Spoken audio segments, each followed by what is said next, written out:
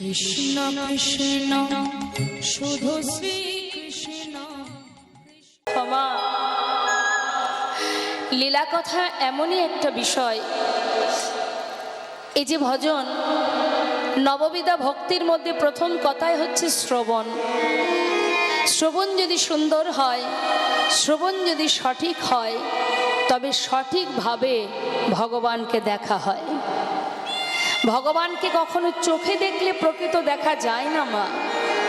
কোনো মানুষ কাউকে চোখে দেখে বুঝতে পারবে না যে সে মানুষটা কেমন মানুষ। যতক্ষণ সেই মানুষটার সম্বন্ধে তুমি না শুনবে, তত সময় কিন্তু তুমি পরিষ্কার বুঝতে পারবে না যে এই মানুষটি কেমন। ভগবানকে দেখলেই ভক্তি হয় না। যতক্ষণ পর্যন্ত তুমি ভগবানের সম্বন্ধে কানে না শুনবে, যত সময় তার সম্বন্ধে না শ্রবণ করবে, তত সময় কিন্তু তোমার মধ্যে ভক্তি তৈরি হবে না। তাই প্রকৃত দেখা চোখ দিয়ে হয় না, প্রকৃত দর্শন হয় আমাদের শ্রবণ দ্বারা।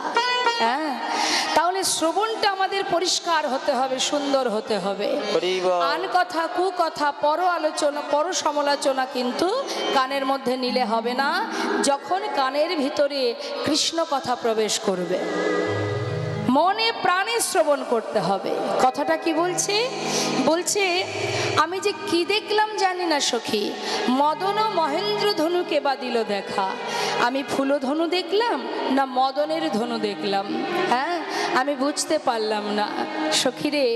কি বলবো তোদের কাছে, সেই রূপের মানুষটাকে দর্শন করে নারীর নারীত্ব বলতে সর্বস্ব চলে গেছে। মা, মনে প্রাণে যদি আপনি কাউকে ভালোবাসেন, আপনার যদি মন প্রাণে যদি আপনি তার চরণে সঁপে দেন, সদা সর্বদাই আপনার বদনে তার নাম জপ হতে থাকবে। হ্যাঁ, আমার রাধারানী গোবিন্দের বাম অঙ্গ থেকে সৃষ্টি, যে সর্বদাই যার বদনে কৃষ্ণ কৃষ্ণ কৃষ্ণ কৃষ্ণ। কি বলবো সখী তোর কাছে। এক ভক্তের কথা আপনাদের বলি মা, যে চোখে দেখেনি, রাধারানী দেখে বর্ণনা করছে, আর যে না দেখে মনে প্রাণে ভালোবেসেছে, সেই ভক্তের কথা আমরা একটু শুনবো। কি বলছি শুনুন।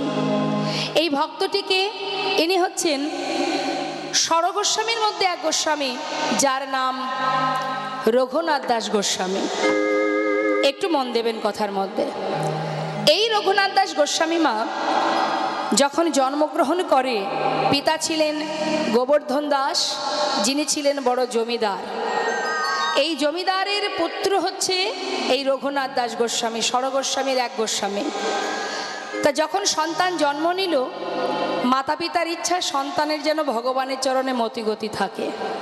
প্রত্যেকটা মা বাবাই চায়, কি চাই তো, যে ছেলে মেয়েরা যেন ভগবানকে ভালোবাসে। এখন গোবর্ধন দাস তার স্ত্রীকে বলছে, দেখো, যদি ভগবানের চরণে মতি করাতে হয়, তাহলে সন্তানকে ঘরে রাখলে হবে না, যেখানে সাধু সঙ্গ হবে, ভক্ত সঙ্গ হবে, সেখানে নিয়ে যেতে হবে। সত্য কথা, বাড়িতে রাখলে কখনো ছেলে মেয়ের ভক্তি তৈরি হবে না, সাধু সঙ্গ করাতে হবে। আজ কি হয়েছে মা, এই যে রঘুনাথ দাসের কথা আপনাদের বলছি, তার নিবাস খুব একটা বেশি দূর নয়। আমরা যদি ব্যান্ডেল থেকে নৈহাটি ব্যান্ডেল হয়ে যদি বর্ধমানের দিকে যাই, একটা স্টেশন পড়ে যার নাম হচ্ছে আদিসপ্তগ্রাম। অনেকে জায়গাটা জানেন।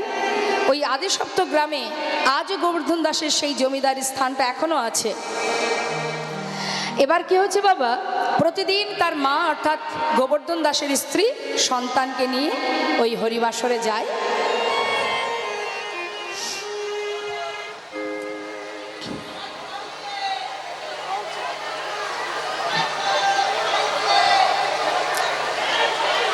লাইটের ডিপার্টমেন্টে কে আছেন?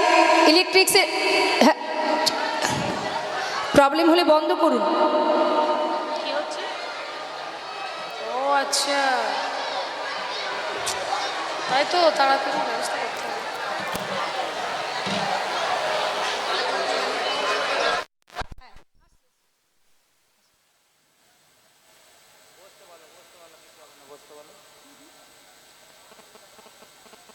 মাইকম্যান দাদা, আপনি কোথায় আছেন?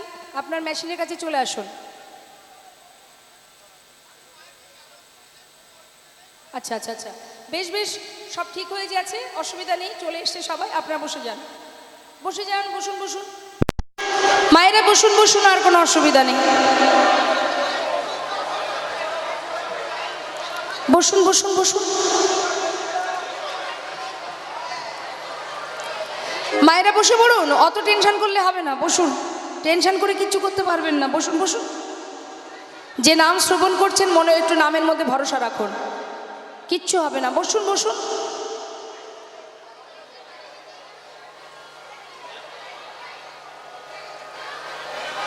হরে কৃষ্ণ। তো যে কথা ছিলাম মা, প্রতিদিন সন্তানকে নিয়ে যেখানে সাধুসঙ্গ হয় সেখানে নিয়ে যায়। এখন ছোট্ট বাচ্চা মায়ের কোলে বসে আছে, সে তো আর ভগবানের সম্বন্ধে সব কিছু বোঝে না, সে মায়ের কোলে বসে আছে, কিন্তু না বোঝার শক্তি থাকলে কি হবে, দেখার শক্তি তো তার দিয়েছে ভগবান। সে ছোট্টবেলা থেকে মায়ের কোলে বসে সাধুদের মাঝখানে যখন হরিনাম শোনে, বুঝুক বা না বুঝুক, চোখে দেখতে পায় যে ওই কৃষ্ণ কথা শ্রবণ করে ভক্তরা একে অপরকে জড়িয়ে ধরে আলিঙ্গন করছে, কেউ বা চরণধুলি গায়ে মাখছে, কেউ বা হা কৃষ্ণ কৃষ্ণ বলে চিৎকার করছে, কেউ আবার ধুলায় গড়াগড়ি দিচ্ছে। ছোট্টবেলা থেকে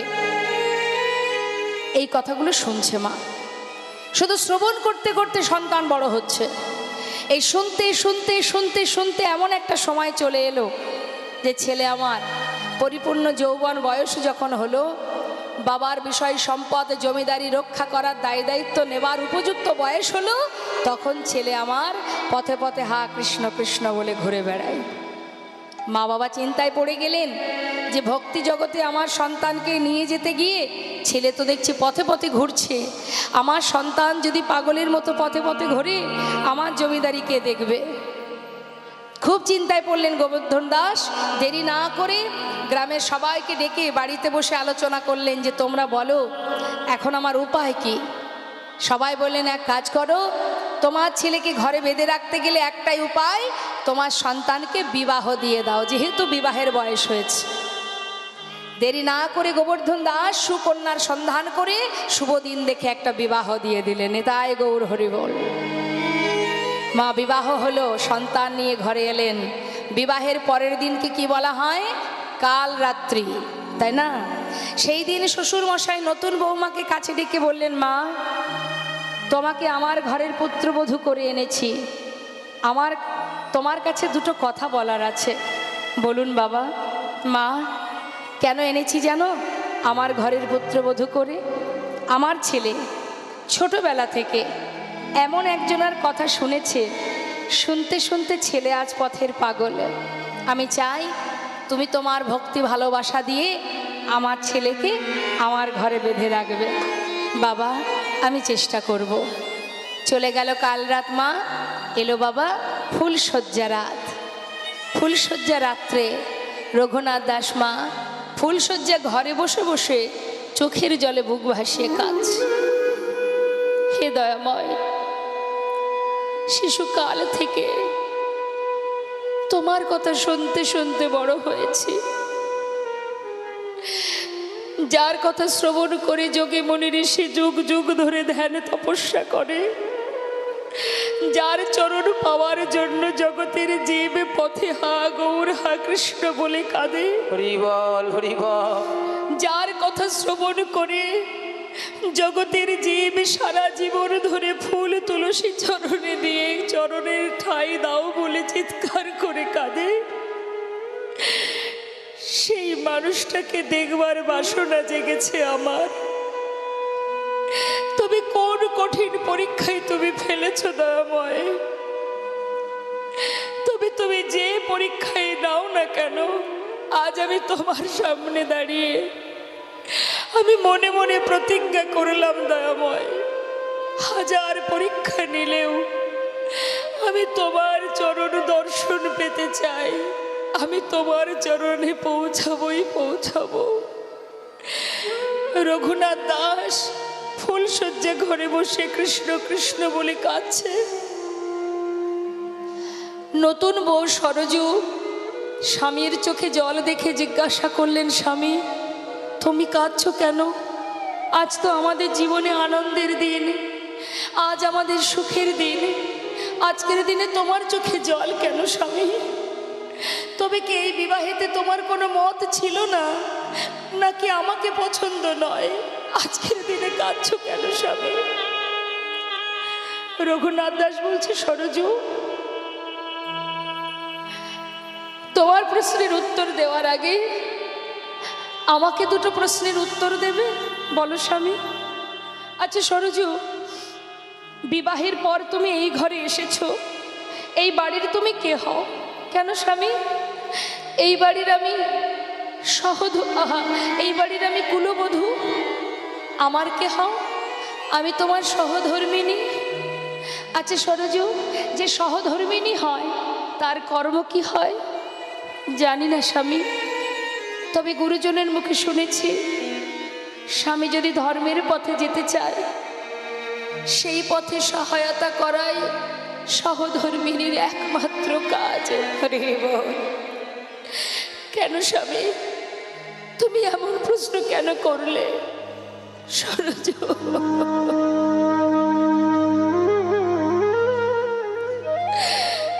তবে শোনো সরজু, আজ আমি কাঁদছি কেন জানো? শিশুকাল থেকে মায়ের কোলে বসে এমন একজনের কথা আমি এতগুলো বছর ধরে শুনেছি, যার গুণের কথা, যার রূপের কথা, যার মহিমা শুনতে শুনতে আজ আমি এত বড় হয়েছি। জানো সরজু, আমার মনে বাসনা জেগেছে যে যার রূপের কথা এত মধুর, যার গুণের কথা এত মধুর, না জানি সাক্ষাৎ দর্শন আরো কত মধুর। তাই তাকে একবার চোখে দেখবো বলে ঘর ছেড়ে পথে পথে পাগলের ন্যায় ঘুরি। আর আমার পিতা আমাকে নিজের প্রয়োজনে রাখার জন্য জোর করে তোমাকে আমার সাথে বিবাহ দিয়েছে। সরজু, তুমি তো আমার সহধর্মিণী, তুমি পারবে সরজু? যে মানুষটির কথা ছোটবেলা থেকে, শিশুকাল থেকে শুনেছি, তাকে যদি একবার দেখতে চাই সেই পথে আমায় সহায়তা করতে পারবে সরজু? স্বামী,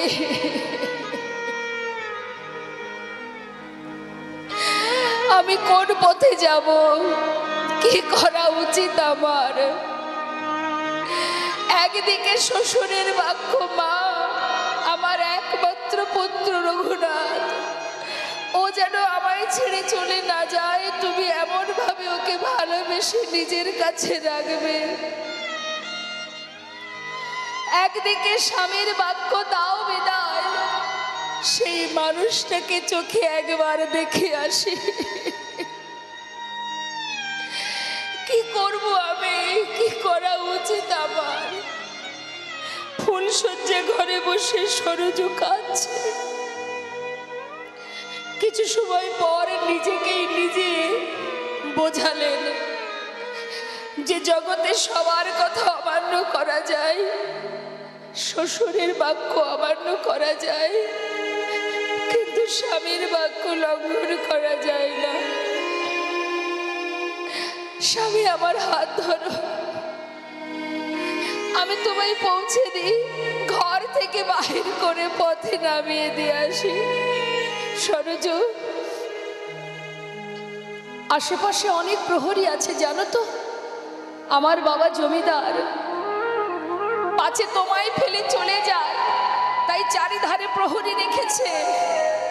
তুমি যদি বাহির করে দেবে তবে একেবারে বাহির দরজার বাহির করে দাও, তাই হবে স্বামী। স্বামীর হাতটা ধরে মা ওই ফুলশয্যা রাত্রে স্বামীকে নিয়ে গিয়ে যেই না পথের ধারে দাঁড় করালেন, চরণটা জড়িয়ে ধরে তার স্ত্রী কাঁদছে। স্বামী, আজই আমার জীবনে প্রথম দিন, আজই আমার জীবনে শেষ দিন। তোমার ভালোবাসা আমি পাইনি স্বামী, কিন্তু তোমার চরণে আজ আমি জানিয়ে রাখি, যে হৃদয় ভরা ভালোবাসা নিয়ে তুমি পাগলের ন্যায় ছুটে চলেছ, একদিন এই ভালোবাসা তোমাকে তোমার গোবিন্দের চরণে পৌঁছে দেবে। যেদিন তুমি তার চরণ পাবে স্বামী গো, আমি সেই দিন পর্যন্ত অপেক্ষায় থাকব। সেদিন অভাগিনী রে একবার করো সরো, সেদিন অভাগিনী রে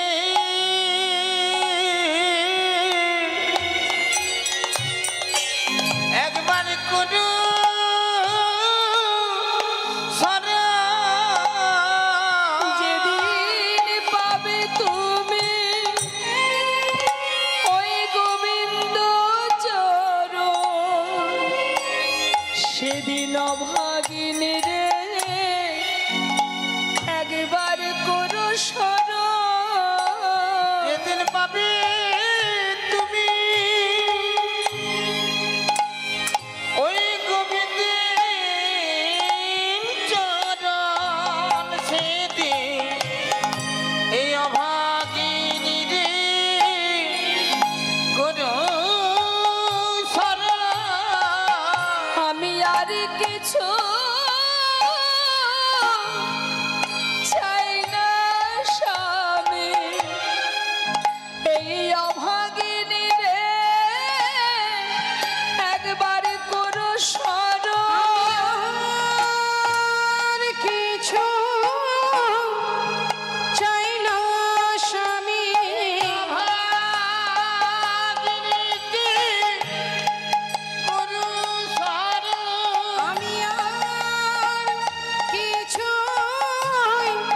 চাই না স্বামী, পাবে তুমি গোবিন্দের চরণ, কিনেকে করো সরল। পাবে তুমি ওই গোবিন্দ চরণ, সেদিন অভাগিনীকে করো সরল। পাবে হরিময় গোবিন্দ চরণ, অভাগিনীকে করো সরল। পাবে তুমি ওই গোবিন্দ চরণ। অভাগিনীকে করো সরল। সেদিনে অভাগিনীকে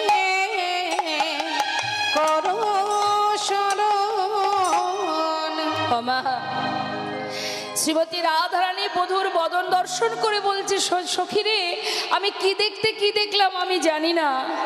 আজ যে ভক্তের কথা আপনাকে বললাম, এই যে রঘুনাথ দাস ষড়গোস্বামীর মধ্যে এক গোস্বামী, রঘুনাথ দাস সর্বস্ব পরিত্যাগ করে শিশুকাল থেকে কৃষ্ণ নাম শ্রবণ করে তিনি চিরতরে ঘর ছেড়ে শ্রীধাম নবদ্বীপে মহাপ্রভুর চরণে এসে পৌঁছালেন। মহাপ্রভু বললেন, রঘুনাথ, যে ভক্তি তোমার হৃদয়ে জন্মেছে তুমি আর দেরি করো না, শুধু একটা কথা মাথায় রাখো, ত্রিনাদপি শুনে চেন তরুরিব সহিষ্ণ নামা নিরমানদেন কীর্তনীয় সদা হরে। এই শ্লোকটা গলার মালা করো আর অতি শীঘ্রই তুমি বৃন্দাবনে চলে যাও। আমার বিশ্বাস শুদ্ধ ভক্তি নিয়ে, যে ভক্তি নিয়ে আমার কাছে এসেছো, একদিন না একদিন তুমি গোবিন্দ চরণ পাবে। নিতাই গৌর হরিবল। তাই মাগো, শ্রবণের গুণ এমনই, আজ দর্শন করলে কি হবে। আজ আমার রাধারানী বলছে, সখী রে কি বলবো তোদের কাছে আমার বধূর কথা, আরো বলি শোন। বদন কমল কিয়ে কিয়ে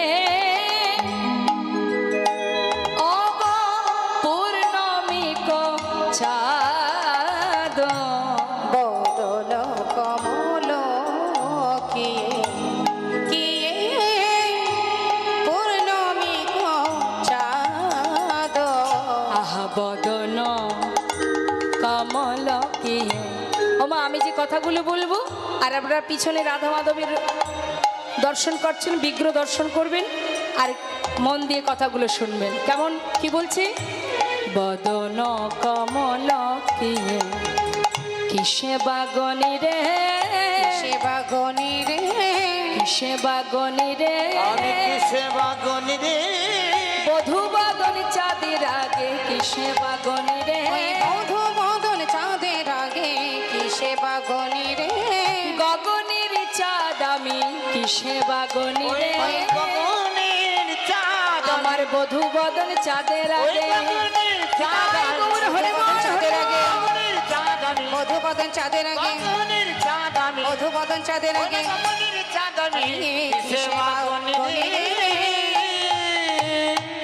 আহায় অধর বান্ধলি কিয়ে কিশলয় ছাড়ি অধর বাঁধলে কি কিশলয় ছাদ হমাসে অধর বান্ধুলি গিয়ে কিশলয় ছাড় অধর বান্ধুলি আচ্ছা বান্ধুলি মানে কি জানেন বান্ধুলি কাকে বলে একটা ফুলকে ফুলের নাম হচ্ছে বাধুলি ফুল জানেন ফুলটা দেখেছেন কখনো মা মা দেখেছেন হ্যাঁ কি না বাদুলি ফুল দেখেননি আচ্ছা টাইম ফুল দেখেছেন দেখেছেন না টাইম ফুলের নামই হচ্ছে বাদুলি ফুল হ্যাঁ যেটা আমরা ইংলিশে জানি টাইম ফুল কিন্তু এটার প্রকৃত বাংলা নাম হচ্ছে বাদুলি ফুল এই যে বাদুলি ফুলের রংটা কেমন হয় হ্যাঁ লাল নীল পিঙ্ক কালার গোলাপ রঙের বেশ তাহলে বলছি আমার পরাণবধূর যে ঠোঁট হ্যাঁ অধর অধর অধরটা যেন মনে হচ্ছে এক একটা বাধুলি ফুল ফুটে আছে নেতাই গৌর হরিবল হরিবল কি আর বলবো সখী রে ওই যে বাধুলি ফুলের মতো ঠোঁটখানি অধরখানি ওই অধরের মাঝখানে কি আছে অধরের মাঝখানে কি বাজে তাহে জ্যোতি সুমধুর মুরলি কষানে তাহে মতি সুমধুর তাহে মুরলি কোষানে ভাঙিল আখির লাজ সান্ধাইল ধানে ভাঙিল আখির লাজ সন্ধাইল কানে সখীরে আমার সকলি গেল ফিরে আমার সকলি গেল আমার কুলো গেল মান গেল সখী আমার সকলি আমার গেল কোনো গেল মান গেল আমার জীবন গেল যৌবন গেল গেল মান গেল নিতাই গৌর হরিবল হরিবল গেল মান গেল জীবন গেল আর যৌবন গেল কুলো গেল মান গেল সখী আমার সকলি গেল আহা অধর বান্ধলি কিয়ে কিশলয় ছাদ কিশলয় ছাদ তাহে অতি সুমধুর মুরলিক শানে ভাঙিল আখির লাজ সান্ধাইল কানে আমা গোবিন্দ যখন আমার বাঁশি বাজান ওই বাঁশির সুর যখন কানের ভিতর দিয়ে প্রবেশ করে রাধারানী বলছে যখন কানের ভিতর দিয়ে ওই বাঁশির সুর প্রবেশ করে কি আর বলবো রে আমার জাত কুল মানশীল সর্বস্ব চলে যায় হরিবল হরিবল ওই সর্বনাশা বাঁশি কুলনাশা বাঁশি ওমা বাঁশি যদি বাজে কেউ ঘরে থাকতে পারবে ভগবানের হাতের বাঁশি এই বাঁশির ওপরে আক্ষেপ করে একটা ভক্ত যে সুন্দর একটি পদ লিখেছিলেন আমরা শুনবো সেই ভক্তের কথা তো সেই ভক্তটিকে তিনি হচ্ছেন একজন এক মুসলমান ভক্ত মানে মুসলমান সমাজে তার জন্ম যার নাম চাঁদ কাজী সাহেব নিতাই গৌর হরিবল এই যে চাঁদ কাজী আপনারা যদি মায়াপুরে যান একটু এগিয়ে গিয়ে দেখবেন চাঁদ কাজীর সমাধি আছে যেখানে স্বয়ং মহাপ্রভু একটি কাঠচাপা বৃক্ষরোপণ করেছিলেন যে বৃক্ষ থেকে 365 দিন ওই ফুল পড়ে ওই সমাধিতে এটা প্রভুর কৃপা তা সেই চাঁদ কাজী প্রভুর জন্য সম্পর্কে কি হয় জানেন মা চাঁদ কাজী যখন জমিদারি করতেন হ্যাঁ রাজত্ব করতেন নবদ্বীপে রাজা ছিলেন তখন নিমাই হরিনাম প্রচার করতেন তাই কাজী সাহেবকে সবাই এসে বলেছিলেন যে কাজী সাহেব ওই জগন্নাথ মিশ্রের পুত্র নিমাই বেটা, হ্যাঁ, এই কুপুত্র কুলাঙ্গার যে সবার হরিনাম দিয়ে দিয়ে জীবকে পাগল করে তুলছে। তাই আমরা চাই যে এই নাম যেন আরও করতে না পারে। চাঁদ কাজী বলেছিলেন, বেশ সম্পর্কে যদিও বা সে আমার ভাগনা হয়, সম্পর্কে, হ্যাঁ, মানে নিজের ভাগনা নয়, মানে পাড়াপড়শি একটা ভাগনা সম্পর্ক হয় না, তা বলছে আমি হলাম তার সম্পর্কে মামা, কিন্তু বলছো যখন আমি অবশ্যই চেষ্টা করব। অবশেষে সেই চাঁদ কাজী এমনভাবে নিমাইকে নানানভাবে পরীক্ষা করেছিলেন যে সমাজ নদেবাসী সবাই দেখতে বাধ্য হয়ে সবাই নিমাইয়ের চরণ শরণ নিয়েছিলেন, এমনকি কাজী সাহেবও চরণে শরণ নিয়েছিলেন। আর কাজী সাহেব বলেছিলেন, নিমাই, আমি যেহেতু তোমার চরণ শরণ নিয়েছি, আমার শেষ জীবনে আমার শেষকৃত্য কে করবে? তখন মহাপ্রভু বলেছিলেন যে আমি করব, চিন্তা নেই। তাই তার সমাধি এবং সেই বৃক্ষরোপণ করে দিয়েছিলেন আমার মহাপ্রভু। তা সেই কাজী সাহেবের লেখা সুন্দর একটি পদ আমরা শুনবো, কি বলছে শুনুন। বাঁশির উপরে আক্ষেপ মা, মানে কাজী সাহেব রাধারানীর ভাবে নিজেকে ভাবিত করে বাঁশির উপরে আক্ষেপ দিয়ে পদাবলী করলেন, কি বলছে। ও বাঁশি রে বাঁশি রে বাঁশি রে, ও বাঁশি রে,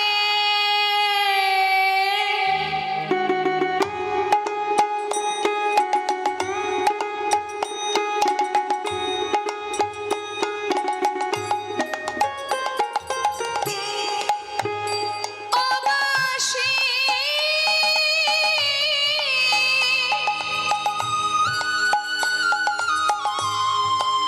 তুমি বাজাতে জানো না, বাঁশি রে তুমি বাজাতে জানো না, বাঁশি বাজাতে জানো না, বাঁশি রে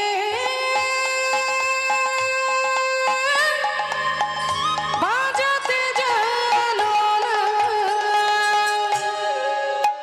কি বলছে মা, রাধারানীর ভাবে বিভোর হয়ে, সখী রে ওই যে বাঁশি, ওই বাঁশি যদি না বাজতো আজ আমার এমন দশা হতো না। সর্বনাশা বাঁশি, সে জানে না কখন বাজতে হয়। জানিস ললিতা, ওই বাঁশি কখন বাজে? আমি যখন বৈশা থাকি গুরুজনার মাঝে,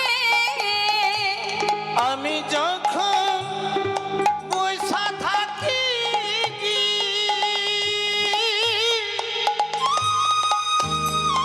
ওই না গুরুজনের মাঝে, বধূ তখন বাজায় বাঁশি, ওই না বধূ তখন বাজায় বাঁশি, আমার নাম ধইরা বাজায় বাঁশি, আমি ধইরা বাজায় বাঁশি, রাধা বলে বাজায় বাঁশি, রাধা বলে বাজায় আহা, বাঁশি, রাধা বলে বাজায় বাঁশি, রাধা বলে বাজায় বাঁশি, আমি মরিলা যে রে, ও বাঁশি বাঁশি বাজাতে জানো না, বাঁশি রে বাজাতে জানো না। জানিস কি, ওই সর্বনাশা বাঁশি কুলনাশা বাঁশি সে যে কোন বাঁশ থেকে তৈরি হয়েছে, ওই বাঁশের ঝাড়ের খবর যদি আমি পেতাম কি করতাম জানিস? তবে বলি শোন সখী রে, বলি শোন শোন, কোন বাঝারের বাঁশি রে তুই নাগালে যদি পায় কোন বাধারে বাঁশির তুবুল, ওই না লাগালে যদি পাই, ঝাড়ে মূলে ও পারিয়া ধারে মূলে উপারিয়া, আহা ঝাড়ে মূলে ও পারিয়া ধারে মূলে উপারিয়া, ঝাড়ে মূলে ও পারিয়া ধারে মূলে উপারিয়া, সাগরে ভাষা ও বাঁশি বাঁশি বাজাতে জানো না বাঁশি রে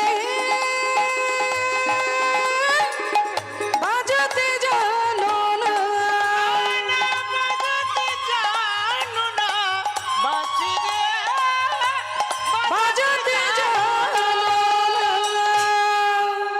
এই সেই বাসিমা, হ্যাঁ, যাকে নিয়ে লিখেছিলেন এই চাঁদ কাজী সাহেব সুন্দর এই পদাবলী। মহাজন বললেন, শ্রীমতী রাধারানী বললেন, কি আর বলবো সখী, ওই সর্বনাশা বাঁশি এই অধর অর্থাৎ বান্ধলির মাঝখানে যখন ওই বাঁশিটা বাজে তখন কোনো সতীরমণীর কি ঘরে থাকতে পারে? কি আর বলবো তোদের কাছে। আরো বলি শোন, আমা গোবিন্দের চোখ দুটো দেখুন ভালো করে, দেখতে পাচ্ছেন তো? হ্যাঁ, এই নয়ন দুটো দিয়ে বর্ণনা করলেন আমার রাধারানী। কি বলছে? নয়ন যুগল কিয়ে কিয়ে ভ্রমর বিরাজে, নয়ন যুগল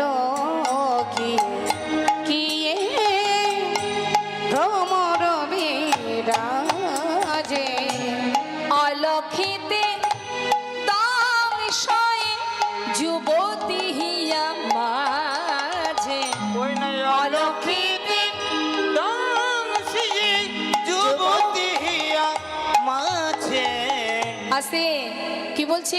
নয়ন যুগল কিয়ে ভ্রমর বিরাজে, যেন মনে হচ্ছে এটা নয়ন যুগল নয়, দুটো ভ্রমর বসে আছে। আর এই ভ্রমর অলক্ষিতে দংশয়ে, সে তার কোনো লক্ষ্য নেই, সে যে কাকে দংশন করছে না, যুবতী হিয়া মাঝে। নিতাই গৌর হরিবল।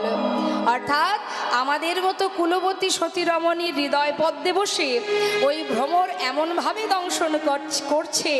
ওমা বলছে, এই জগতের ভ্রমর যদি ফুলে বসে মধু পান করে, জানি না সখী তার কোনো জ্বালা হয় কি না। কিন্তু এই যে নয়ন ভ্রমর, এ যখন এমনভাবে তাকিয়ে আছে যেন মনে হচ্ছে হৃদয় পদ্মে বসে এমনভাবে দংশন করছে, যে দংশনে জ্বালা হয় সখী। কি আর বলবো তোকে।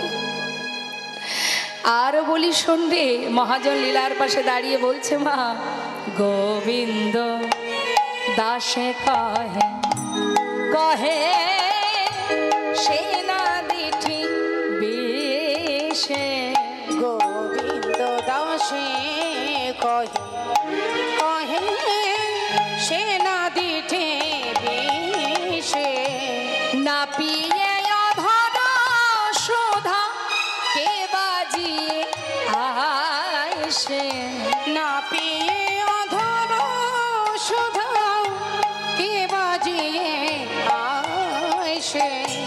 কি বলছে? না পিয়ে অধর শোধা কি বাজিয়ে আসে। কেউ কি জগতে আছে এমন কোনো ভ্রমর আছে যে ফুলে বসে মধু পান না করে ফিরে আসে? হ্যাঁ, তার তো কাজই হলো মধু পান করা। তাই রাধারানী বলছে, সখী রে, হৃদয় পদ্মে বসে এমনভাবে দংশন করছে, আমার যে সারা জীবনই কাঁদতে হচ্ছে সখী। সখীরা বলে উঠলেন, জয় রাধে রাধে, তুই হলি কৃষ্ণদাসী হরিদাসী, তোর মতো ভজন কে বা জানে রায়। কি আর বলবো, আরো বল, আমরা শ্রবণ করি। রাধারানী বললেন, এই সখী, তোরা কখনো চাঁদের গাছ দেখেছিস? ওমা, আপনারা দেখেছেন চাঁদের গাছ? দেখেছেন কখনো? দেখেছেন?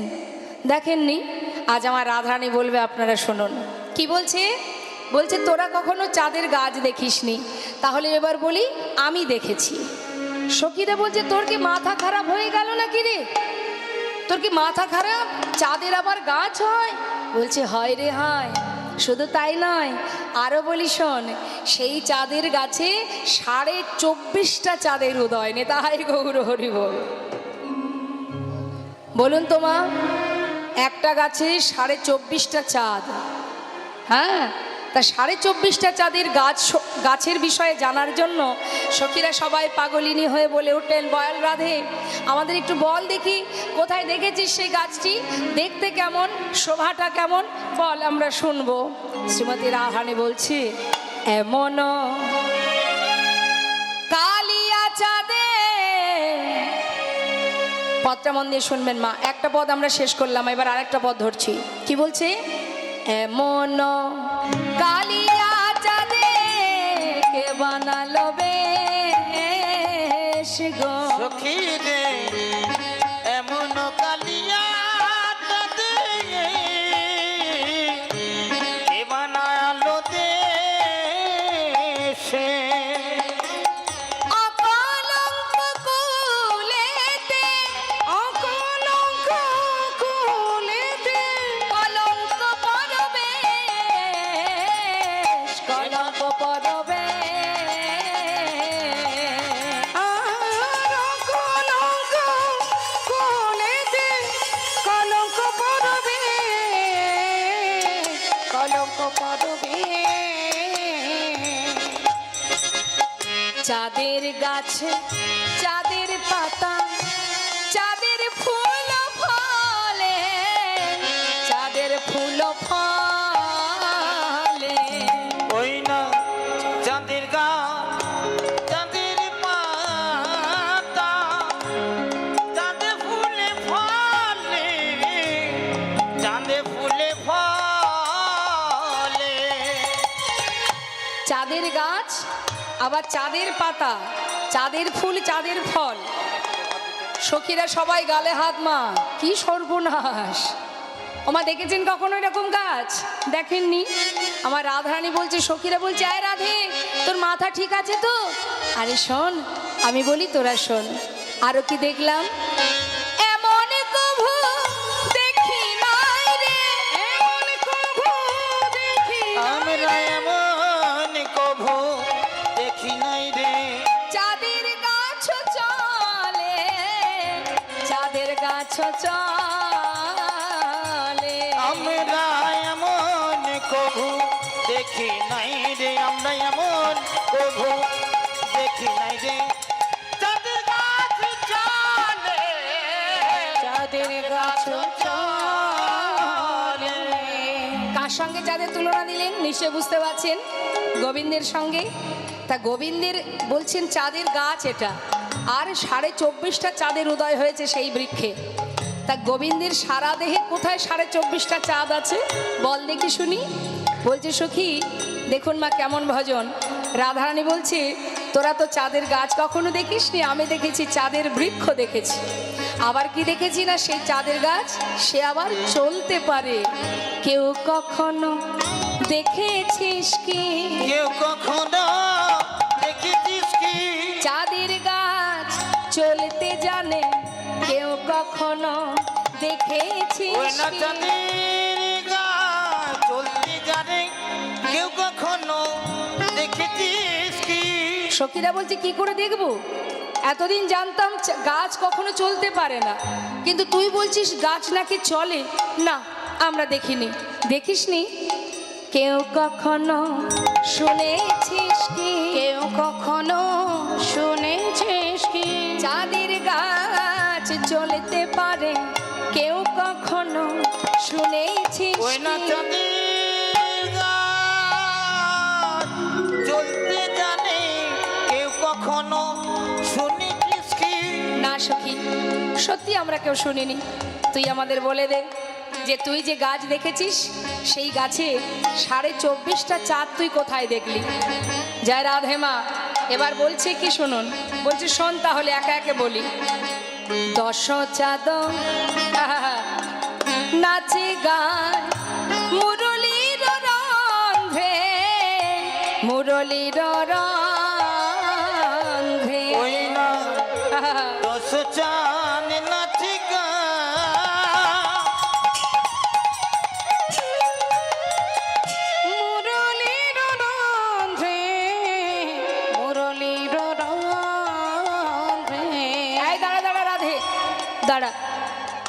আগে এই কথাটা ভালো করে বুঝিয়ে দে। দশচাঁদ নাচে গাই মুরলীর রন্ধ্রে, তার মানেটা কি বুঝলি না? বলি শোন, আমার বধূ যখন বাঁশি বাজায়, বধূর হাতে যে পাঁচটি 10টি নখ, এই নখগুলো হচ্ছে এক একটা পূর্ণ চাঁদ। তাহলে বাঁশি যখন আমার বধূ বাজায়, বাঁশি বাজলে কি হয়? এই চাঁদগুলো অর্থাৎ এই আঙুলগুলো নৃত্য করে তোমা। বলছে দশচাঁদ নাচি গায় মুরলীর রন্ধ্রে, মানে যখন বাঁশি বাজায় তখন 10টা চাঁদ নৃত্য করে। আচ্ছা জয় রাধে, হলো 10টা চাঁদ, আর 10টা কোথায়? আরে 10 চাঁদ রাঙা, আর 10 চাঁদ রাঙা, চরণার বৃন্দে, চরণার বৃন্দে। আর 10 চাঁদ রাঙা, চরণার বৃন্দে, চরণার বৃন্দে। তাহলে হাতে 10, চরণে 10টি, 10এ 10এ কটা হলো? তাহলে এই তো 20টা হলো, তাই না? তাহলে 24.5টা বলেছিলি যে, আর কোথায়? এখনো 4.5টে বাকি আছে। বল রাধে। বলছি শোন, আমার বধূর যে 2টি গণ্ডদেশ, এই হলো 2টো চাঁদ। আমার গুনবেন কটা হলো? আমার বধূর বদনটা, পুরো বদনখানি, মুখমণ্ডলটি, এটা একটা পূর্ণ চাঁদ। কটা হলো? আগেই বলেছিলাম ললাটে যে তিলক, তার মাঝখানে একটা সুগোল চন্দনের বিন্দু আছে, সেটা একটা পূর্ণ চাঁদ। 24টি হলো, আর অর্ধেক কোথায়? বল এই রাধে। শ্রীমতী রাধারানী বললেন, তবে শোন, আমার বধূর যে অর্ধ ললাট, এই অর্ধ ললাট অর্ধ চন্দ্র, নিতাই গৌর হরি বল। রাধে রাধে। কি অপূর্ব ব্যাখ্যা, কি অপূর্ব মা তার ভজন। রাধারানী কত সুন্দর করে সখীদের বললেন। এমন সময় যে মহাজন এই পদ লিখেছেন মা, তিনি লীলার পাশে দাঁড়িয়ে বললেন, ওগো রাধে, এমনভাবে তুমি কৃষ্ণ প্রেমে পাগল হয়েছ, কি দেখতে কি দেখেছো? নিজের বধূকে চাঁদের বৃক্ষ করলে, 24.5 চাঁদের ব্যাখ্যা করলে। এবার আমি বলি, তুমি শোনো রাধে কি বলছে। এবার যদুনাথ দাসে কন, অগো হরষিত হইয়া, হরষিত হইয়া, ওই না যদুনাথ দাসে গায়, হরষিত হইয়া, হরষিত হইয়া। মহাজন লীলার পাশে দাঁড়িয়ে মা হরষিত হইয়া, মানে আনন্দের মনে, খুশি মনে বলে উঠলেন, ও রাধে, রাধে শোনো শোনো, ওগো চাঁদে নয় নন্দ সুত, চাঁদ নয় নন্দ সুত, ওরে চাঁদ নয় নন্দ সুত। বলছে ওটা চাঁদ নয়, ওটা নন্দ সুত, আছে দাঁড়াইয়া, আছে হরি বল, হরি বল। দাঁড়াইয়া। ওই চাঁদ নয় নন্দ সুত, আছে দাঁড়াইয়া, আছে দাঁড়াইয়া। তুমি আর বিলম্ব করো না গো, আর বিলম্ব করো না গো।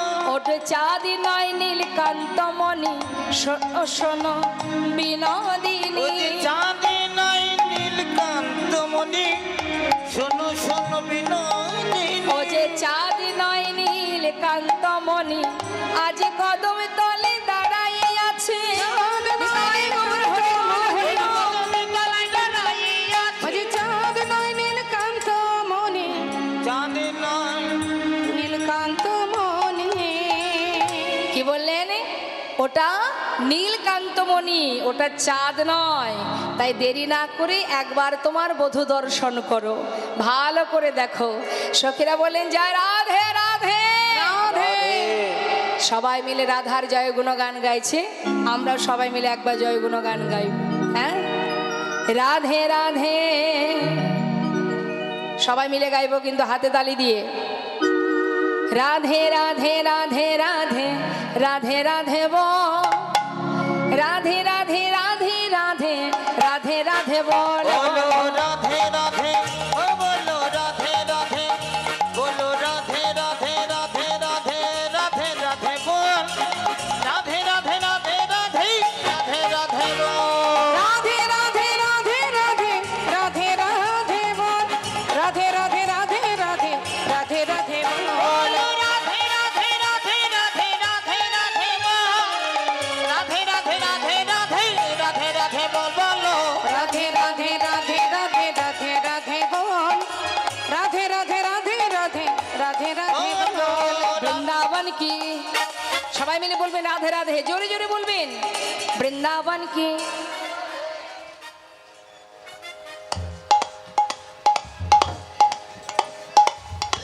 দেখেছেন আমার বাবারাই প্রচন্ড পরিমাণে রেগে যাচ্ছে, বলে সুর নেই কেন। কি গো মা, সুর নেই? আচ্ছা দাঁড়াও, আপনার এখানে ঝগড়া টগড়া হয় নাকি? বাড়িতে ঝগড়া করেন? আচ্ছা, যখন ঝগড়া হয় তখন কি খুব চিৎকার করে ঝগড়া করে, না ফিস ফিস করে ঝগড়া হয়? ফিস ফিস করে ঝগড়া হয়। আমার লক্ষ্মীবন্ত বউ পেয়েছেন, আপনার কপাল ভালো। কি গো মা, ঝগড়া করার সময় কেউ ফিস ফিস করে ঝগড়া করে? চিৎকার করে ঝগড়া করে, তাই না? খুব কম পাওয়া যায় এরকম মেয়েরা।